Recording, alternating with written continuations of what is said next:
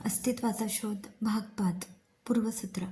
मीरा मावशीकडे जाते. तिथे मावशीचं प्रेम आणि अगत्य बघून ती सुखावते. मावशीच्या हातचं सुग्रास जेवण झाल्यावर त्या दोघी गप्पा मारत बसलेल्या असतात. तेव्हा मावशी म्हणते की ती मीराची मावशी नाहीये. मीराला हे ऐकून धक्का बसतो. आता पुढे.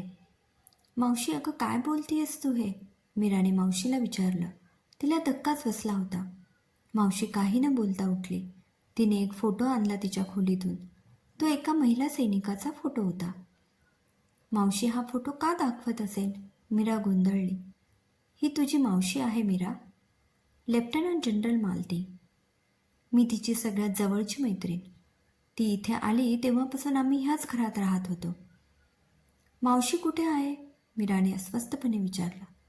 मीरा तिला 2 वर्षापूर्वी युद्धात गोळी लागून वीरगती मिळाली. पण तिने मला सांगितलं होतं तू नक्की येशील तिला भेटायला इथे, म्हणून तर मी ओळखलं तुला. तिला इथे येताना तुला सोबत घेऊन येणं शक्य नव्हतं मीरा. तिथंच काही पत्ता नव्हता.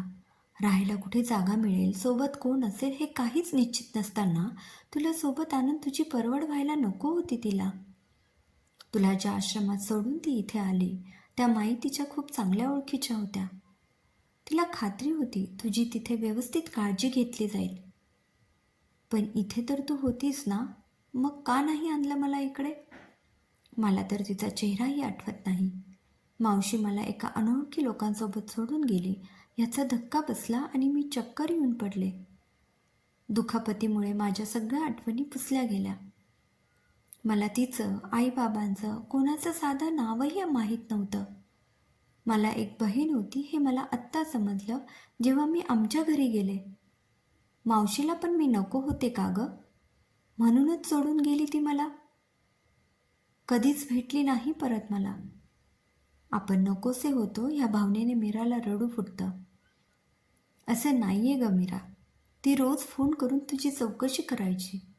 तिला जेव्हा कळालं तुझा अपघात झालाय तेव्हा ती लगेच निघाली होती तिकडे येण्यासाठी. पण तिला ताबडतोब हजर व्हायचा आदेश मिळाला. त्यानंतर तिला सुट्टी मिळाली तेव्हा तू तिथे रमली होतीस. तिला पूर्ण विसरली होतीस. असं अचानक तुला इकडे घेऊन आली असती तर तुलाच खूप त्रास झाला असता.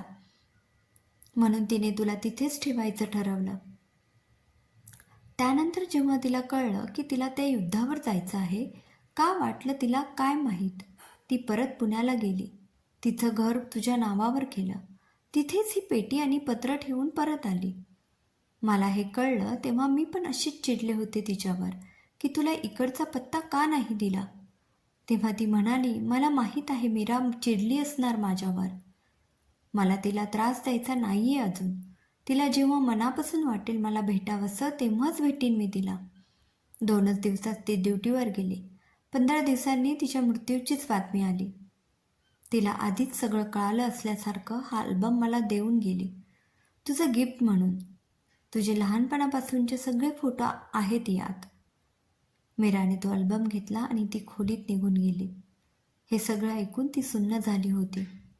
पुढचे 2 दिवस कसे गेले दोघींनाही कळलं नाही. मावशी मीराची खूप काळजी घेत होती, पण मीरा शांतच होती. तिच्या डोक्यात विचारांचं वादळ चालू होतं. दुसऱ्या दिवशी मीरा परत जायला निघणार होती. दोघीही शांतच होत्या. ह्या 4-5 दिवसात मावशीला मीराचा लळा लागला होता, पण तिला मीराचा अंदाज येत नव्हता. शेवटी मीरानेच शांततेचा भंग केला. मावशी, मला तुला एक विचारायचं होतं. मीरा, मी तुला सगळंच तर सांगितलं. आता काय विचारायचं आहे तुला? काय चाललंय तुझ्या मनात? क्रमशः. लेखिका आभा प्रदीप बोडस.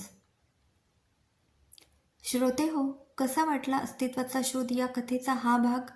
कमेंटद्वारे आम्हाला नक्की कळवा. धन्यवाद.